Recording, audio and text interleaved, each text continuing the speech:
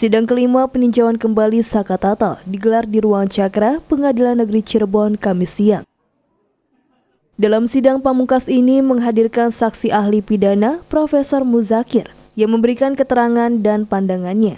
Guru Besar Universitas Islam Indonesia Yogyakarta tersebut dicecar pertanyaan dari pemohon dan termohon. Dalam pandangannya, saksi ahli meminta pembuktian dari masing-masing terpidana untuk memastikan adanya niat jahat dalam pembunuhan berencana yang tertuang dalam berkas acara persidangan. Karena menurutnya tindak pidana terlebih pembunuhan berencana memerlukan pengujian komprehensif termasuk dari pelaku, saksi maupun alat bukti. Pengajuan peninjauan kembali ini sudah benar dilakukan dengan adanya novum. Ali pun meminta Mahkamah Agung yang akan memutuskan perkara PK ini agar menimbang berbagai aspek secara komprehensif. Jurek juris dan jurek fakti agar putusan dari peninjauan kembali menjadi baik dan benar. Ali pun tidak mempersoalkan pencabutan keterangan dari dua saksi, yakni Liga Akbar dan Teguh, yang justru menandakan adanya hal yang tidak fair dalam penyelidikan hingga penyidikan kasus yang terjadi pada Agustus 2016 tersebut. Karena sebelumnya Mahkamah Agung itu hanya judek juris saja, sehingga fakta-fakta yang pembuktian dan sebagainya nggak dipertimbangkan.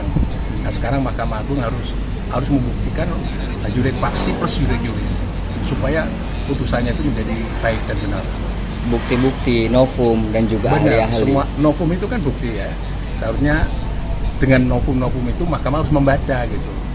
Artinya jangan sampai dia judek juris saja, karena dalam kasus PK komprehensif maka judek juris oke, tapi judek faksi juga harus dipertimbangkan.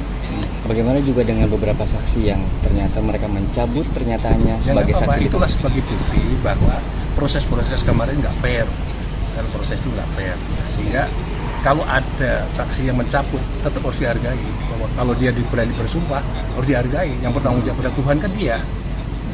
Proses kemarin nggak fair berarti ada peradilan sesat, gitu? Ya, istilah bahasanya mungkin ada sesuatu hal yang tidak fair lah dalam proses hukum itu.